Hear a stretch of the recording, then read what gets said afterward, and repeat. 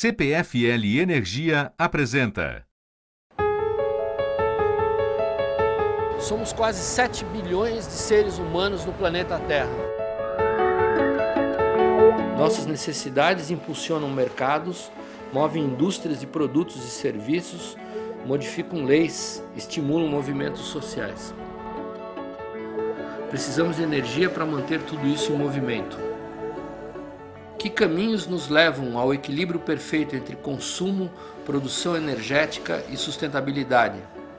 Que caminhos garantem a sustentabilidade energética de um país como o Brasil, que consome cada vez mais? Estamos nesse caminho? Eu sou Amir Klink e juntos iremos trilhar os caminhos da energia.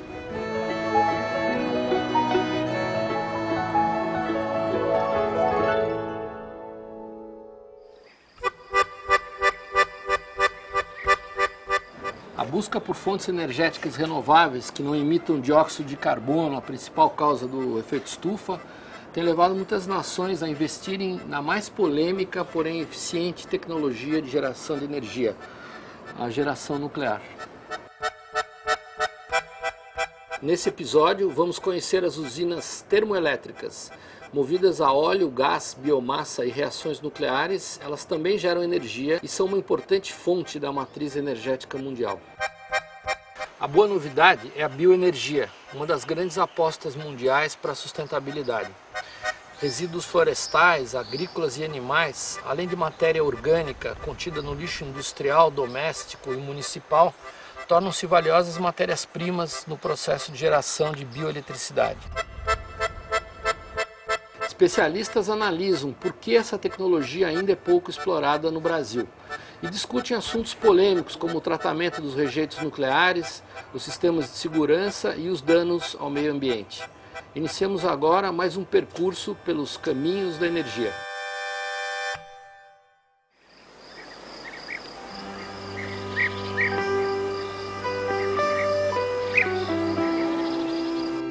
A maior parte da energia elétrica no mundo é gerada a partir de fontes térmicas, ou seja, calor. 82% da energia elétrica do mundo é gerada dessa forma. O conceito de termoelétrica é você tem que pegar alguma fonte de energia que possa gerar calor, por exemplo, algum combustível nuclear, óleo, carvão, gás natural, biomassa, qualquer combustível desse tipo, queimar isso para produzir calor, e esse calor passa por uma planta que vai gerar com esse calor energia elétrica. O que norteia as pesquisas e a direção no mundo é o fato de que algumas dessas fontes são altamente poluentes, em termos de emissão de gases de efeito estufa, que provocam a mudança do clima. No mundo, a importância da termoeletricidade é fundamental. No Brasil é exatamente o contrário. Nós temos 82% da nossa energia elétrica gerada em hidrelétricas que não usa calor para isso, já é uma energia direta, uma conversão direta. Com 80% de energia hidráulica, a gente tem uma oferta de energia que faz uma curva desse tipo. No período de chuva eu tenho muita água, no período de seca eu tenho menos água. Isso exige uma complementação da hidroeletricidade naqueles períodos. E qual é a tendência natural? A componente térmica está aumentando sensivelmente no caso brasileiro. A descoberta da radioatividade marcou o início da trajetória da energia nuclear. Poucos meses após a descoberta dos raios-x, o francês Henri Becquerel percebeu que a radiação emitida pelo urânio é capaz de penetrar a matéria. 2 anos após o achado de Becquerel, o casal Curie descobriu que o polônio e o rádio são ainda mais radioativos que o urânio e que podem provocar ferimentos graves naqueles que se aproximam desses elementos sem os cuidados necessários. O processo de fissão é a base da geração de energia nuclear e seu desenvolvimento é relativamente recente. A fissão foi descoberta no fim da década de 30, após uma longa série de estudos. Daí em diante, as tecnologias de fissão evoluíram com rapidez. O desenvolvimento da fissão nuclear permitiu a criação de reatores para a geração de eletricidade e foi responsável por avanços na medicina, entre eles a radioterapia, importante tratamento para a cura do câncer. O primeiro reator foi construído nos Estados Unidos e, em um curto espaço de tempo, cientistas desenvolveram a tecnologia necessária para o funcionamento de centrais nucleares. A primeira Conferência Internacional sobre Energia Nuclear ocorreu em 1955 em Genebra. 14 anos depois, o governo brasileiro decidiu que nós também investiríamos nessa fonte de energia. Hoje a energia nuclear ela contribui em torno de 17% da matriz energética mundial para a geração de eletricidade. Nós temos, por condição natural, um grande potencial hidrelétrico, mas tem que haver uma complementação de outras fontes de energia. E a nuclear tem esse papel. No futuro imediato, o Brasil pretende atingir 2030 com cerca de 5% da sua necessidade atendida por energia nuclear. A principal vantagem é a não emissão de gases do efeito estufa durante a operação das usinas nucleares. A energia nuclear é uma das que menos contribui para a emissão de gases do efeito estufa.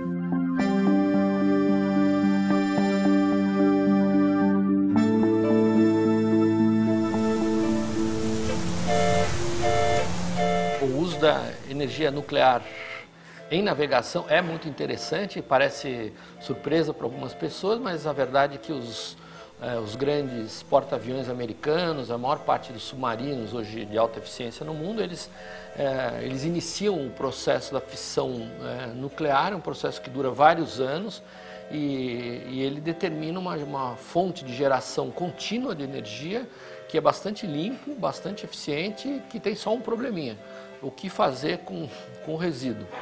Mas o volume do resíduo perto do montante de energia desprendido é quase insignificante. O que é necessário é ter muita responsabilidade no manejo desse resíduo. Mas eu sou fã dessa forma de propulsão, principalmente em embarcações. É uma forma bastante viável e limpa de propulsão. A gente tem que fazer uma pergunta. O Brasil precisa da energia nuclear? O Brasil depende da energia nuclear para suprir suas demandas, mesmo aquelas que vão surgir com o crescimento econômico, com o desenvolvimento do país? A resposta é clara: não precisamos, não dependemos dessa tecnologia. Uma tecnologia cara, uma tecnologia suja, você não tem destinação final para os resíduos, você vai sempre conviver com aquele problema e com os riscos associados àqueles resíduos.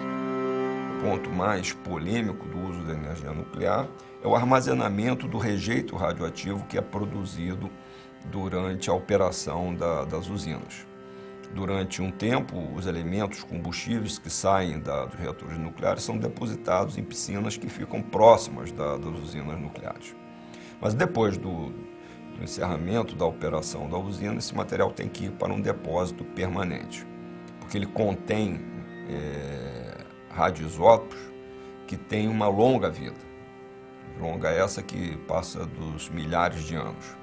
Então é um problema você depositar isso, mesmo que seja geologicamente, por um tempo que sequer nós temos ideia que ocorrerá até lá. É importante que se diga, por exemplo, que se você tiver 20 usinas, o rejeito ou o combustível usado, gerado por 20 usinas trabalhando durante toda a sua vida, eles cabem numa área do tamanho de um campo de futebol. Portanto, é muito fácil você fazer um depósito seguro, que seja vigiado e que não tenha problema nenhum. A destinação final dos resíduos de uma usina nuclear, ela vai representar sempre um problema, por mais que você coloque esses resíduos em compartimentos totalmente fechados, selados, a gente vai ter sempre que conviver com os riscos dos resíduos.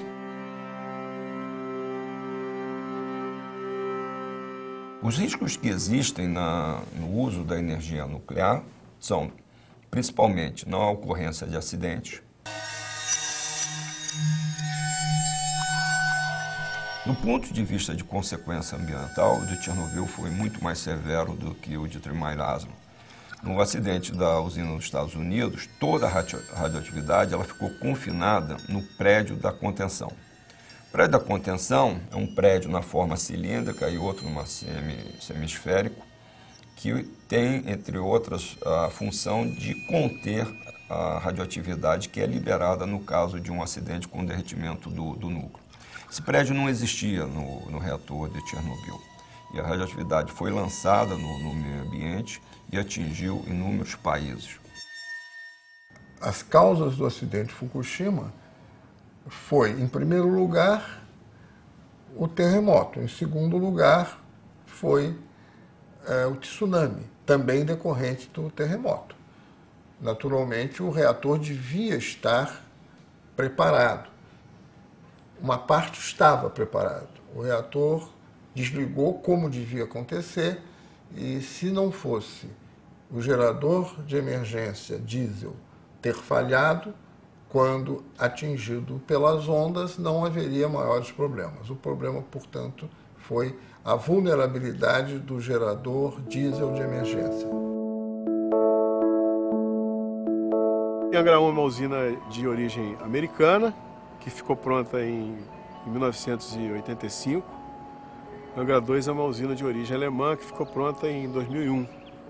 Angra 1 tem mais ou menos a metade da potência de Angra 2. A usina de Angra 3, que está sendo iniciada agora, ela será uma usina praticamente igual à Angra 2. Elas são usinas importantes para o sistema elétrico, não só pela quantidade de energia que elas são capazes de produzir, mas pela situação estratégica que elas estão colocadas. As usinas de Angra 1, 2 e 3 estão colocadas entre Rio de Janeiro e São Paulo. Então, as usinas nucleares são importantes do ponto de vista da estratégia de atendimento das duas maiores cidades do país. Como elas têm um custo de combustível muito baixo em relação às outras térmicas, que são as usinas a gás, a carvão ou a bagaço de cano, que seja, elas têm sido despachadas pelo Operador Nacional do Sistema constantemente. Então, a Angra 1 e 2 têm operado durante todos os anos a 100% de sua capacidade. Existe uma controvérsia a respeito da questão de emissões associadas à energia nuclear. Se você considera só a geração de energia dentro da usina, uma parte do ciclo total do processo de geração de energia nuclear, talvez o balanço de emissões seja interessante em comparação com outras alternativas termoelétricas, como usinas a carvão e a gás. Mas se você considera o ciclo todo, quando você tem, por exemplo, urânio de baixa qualidade, demanda um investimento muito grande para o seu enriquecimento, esse enriquecimento do urânio ele demanda muita energia. Então, mesmo do ponto de vista do balanço de emissões, a energia nuclear nem sempre é uma solução para uma questão, como se diz hoje, do aquecimento global, né? O Brasil é um dos países que tem urânio no seu território, é a sexta maior reserva do mundo, domina a tecnologia do ciclo do combustível e faz uso dessa geração de energia. E isto é só verificado em 3 países no mundo: o Brasil, a Rússia e os Estados Unidos. Entendo que o Brasil não pode abrir mão dessa tecnologia.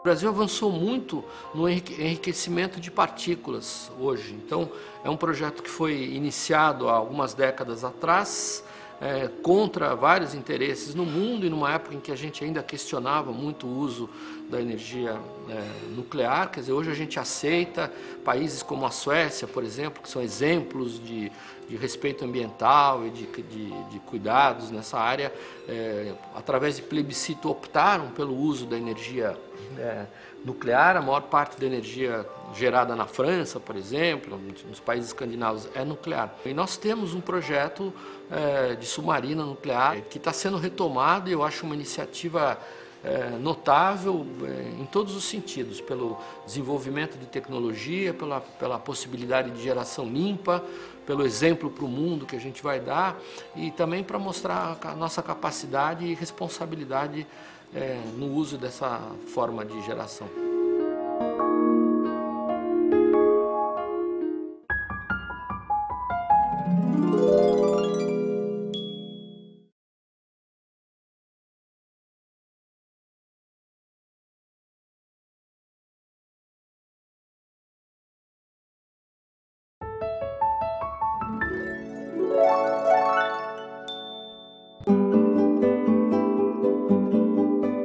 no Brasil você tem muitos incentivos para geração de energia que causa grandes impactos e poucos incentivos para alternativas que são limpas, não causam impactos no meio ambiente, não causam impactos sociais, que são renováveis e cujos recursos estão à nossa disposição, basta aproveitá-los.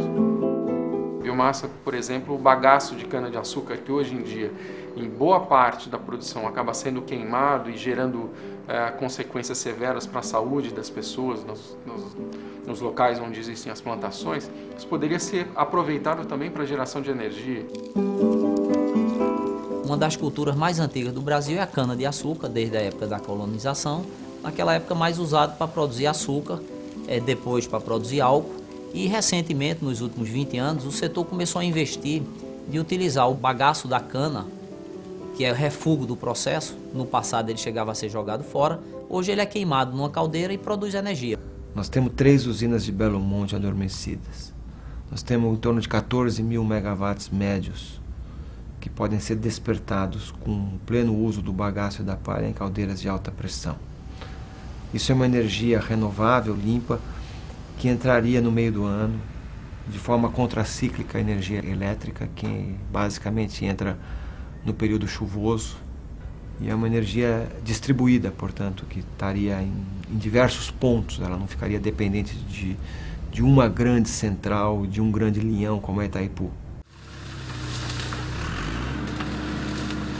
Quando nós, durante muitos anos, produzíamos a garapa da cana, a gente tinha que moer a cana e produzir o bagaço, né? Então a prática corrente era o seguinte, não podia nem sobrar nem faltar bagaço. Então a gente, por meio de caldeiras ineficientes, a gente queimava aquele bagaço de maneira que ele fosse inteiramente consumido.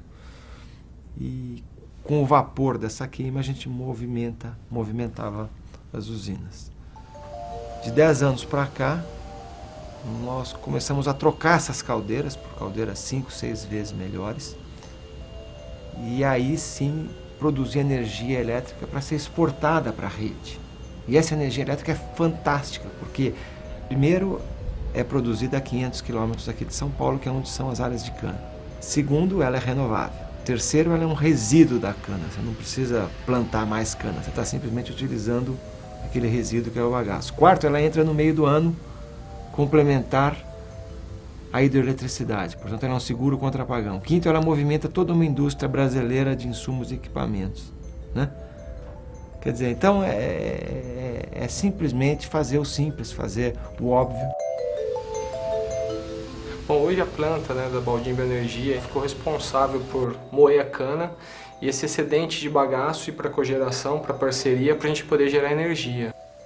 A cana chega até a usina, ela é pesada, analisada e vai para o departamento de recepção de cana, onde ela é preparada, lavada, né? Depois ela é picada, desfibrada e entra no departamento de extração de caldo.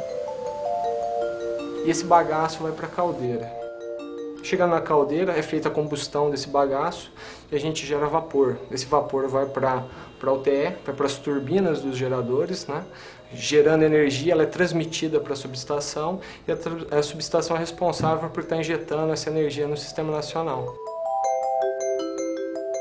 Bom, desses 33 megawatt-horas que nós temos potencial de geração, tá? 25 megawatt-hora vai para exportação e 8,5 fica para consumo interno. O biogás também é uma outra alternativa que vem e que tem, no meu entendimento, grandes perspectivas. O problema é que ele ainda é de difícil utilização, ele ainda é caro. Ele faz parte dessas alternativas que virão com o tempo. O biogás é produzido através da decomposição da matéria orgânica que o lixo urbano é formado, né? Então, basicamente, o lixo urbano ele tem duas frações, vamos dizer, de maior quantidade. A parte de matéria orgânica, são resíduos, né, domiciliares, a parte de restos de feira, né, essa parte mais orgânica, e os outros materiais, embalagens, papel, plástico, vidro. Essa parte orgânica é que gera o biogás. A produção do biogás ela não se gera imediatamente, porque existe um processo de formação, através do processo de decomposição que a gente fala biodigestão anaeróbia.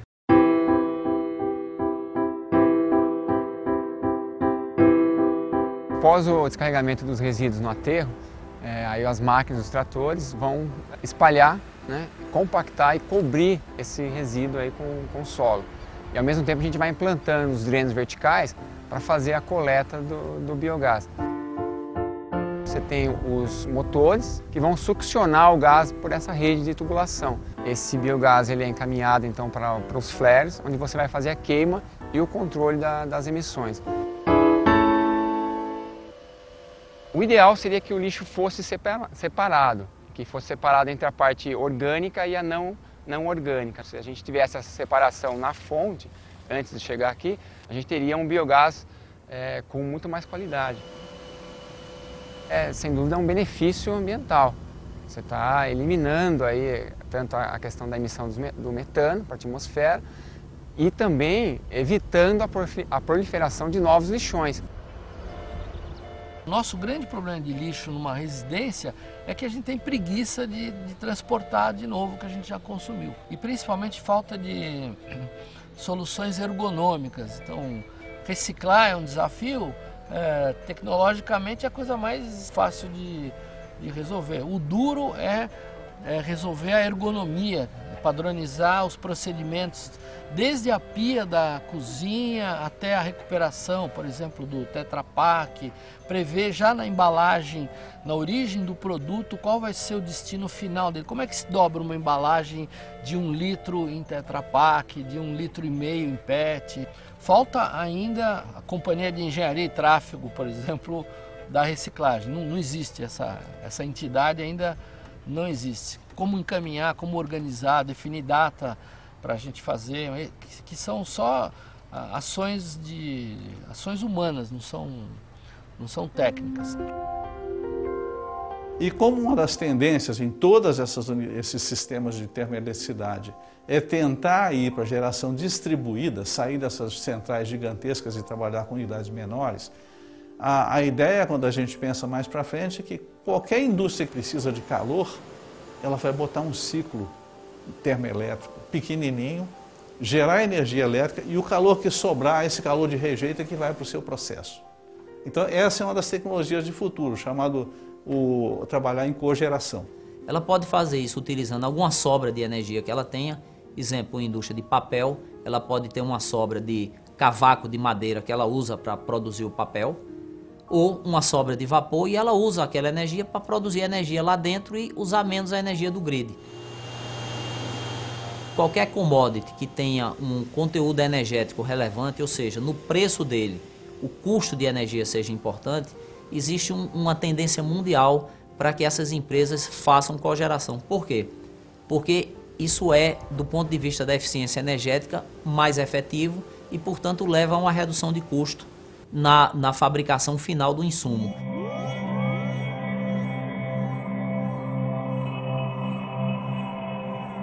Nós temos visto com muita frequência, e no caso do Brasil com mais intensidade ainda, o pessoal discutir a possibilidade, o grande interesse em uso da energia solar direta. A energia solar térmica, ela utiliza a energia direta, só a componente direta da radiação do Sol, ela passa por um processo, que é o processo de geração de energia térmica, ou seja, vai ter que passar um fluido que vai absorver esse calor, e esse calor, então, ele vai gerar um vapor e vai ser utilizado num ciclo de turbina a vapor, igual o que é utilizado num ciclo térmico convencional. Então, sob esse aspecto, ele é completamente diferente da energia solar fotovoltaica. O que eles têm em comum é que aproveitam a energia radiante do Sol. No caso da energia solar térmica, o aproveitamento é através de coletores.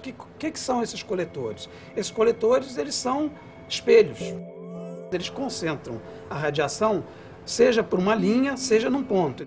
Esses sistemas, eles sempre foram difíceis até hoje pelo custo. O custo da energia elétrica deles ainda é extremamente alto comparado com os competidores. E o segundo ponto eles precisam de ter um sistema regulador do nível de produção, porque à noite não tem sol, por exemplo, ou quando entra uma nuvem não tem sol. Com certeza pode haver nichos de aplicação e é em cima disso que você tem que continuar desenvolvendo a tecnologia para produzir isso em larga escala. A gente tem que entender que o mundo já saiu da tração animal para a época do carvão. Do carvão nós fomos para a era do petróleo nós vamos para alguma outra coisa. Isso está muito claro que nós estamos exatamente nesse momento de alguma outra coisa que vai vir aí. Eu entendo que a fotossíntese, os biocombustíveis, a bioeletricidade, o biogás, tudo isso vai vir como parte da solução para dois problemas cruciais. Um é um mundo que demanda cada vez mais energia e o outro é o problema do aquecimento global. Sem dúvida, o grande desafio por trás de todas essas possibilidades locais é a tecnologia para que todas essas formas de geração de energia possam ser integradas. A tecnologia vai ser talvez o fator-chave de investimento para que a gente possa fazer esse modelo de integração que acontece agora. Fontes energéticas alternativas estão sendo desenvolvidas e testadas no mundo inteiro. E são muitas as possibilidades além das que a gente já conhece. Nós vamos ver como elas funcionam nos próximos caminhos da energia.